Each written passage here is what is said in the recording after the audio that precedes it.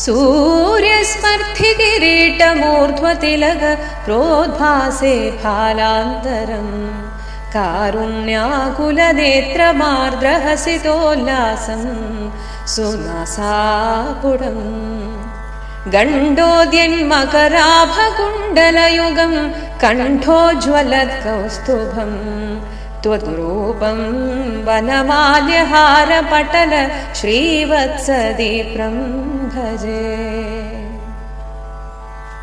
केयूराङ्गदकङ्कणोत्तम महारत्नाङ्गुलीयाङ्कित श्रीमद्बाहुचतुष्क सङ्गतगदाशङ्खारि पङ्केरुहा काञ्चित् काञ्चन काञ्चिलाञ्चित लसत्पीताम्बरालम्बिनी आलम्बे विमलाम्बुजद्युतिपदा मूर्तिं तवार्तिच्छिदम्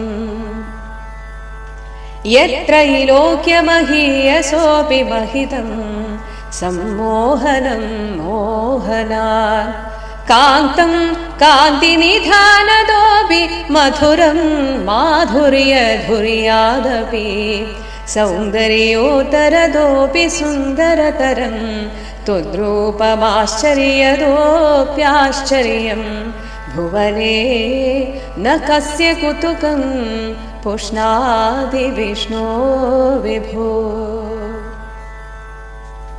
तत्तादृङ्मधुरात्मकं तव वपु सम्प्राप्य संवन्मयी सा देवी परमोत्सुका चिरतरं नास्ते स्वभक्तेष्वपि तेनास्या बत कष्टमच्युता विभो त्वद्रूपमानोज्ञक प्रेमस्थैर्यमयाद चापलबलात् चापल्यवार्तोदभूत् लक्ष्मीस्तावकरामणीयग हृदैवेयं परेष्वस्थिरेत्यस्मिन्नन्यदपि प्रमाणमधुना वक्ष्यामि लक्ष्मीपते।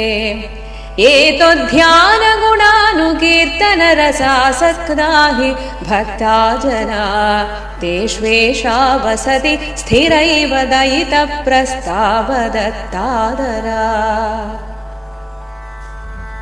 एवं भूतमनोज्ञता नवसुधा निष्यन्द सन्दोहनं त्वद्रूपं परचिद्रसायनमयं चिदोहरं शृण्वता सद्य प्रेरयते मतिं मदयते रोमाञ्जयत्यङ्गकं व्यासिञ्चत्यपि शीतबाष्पविसरैरानन्दमूर्च्छोद्भवैः। एवं भूततया हि भक्त्यभिहितो योगस्य योगत्वयात् कर्मज्ञानमयात् भृशोत्तमतरो योगीश्वरैर्गीयते।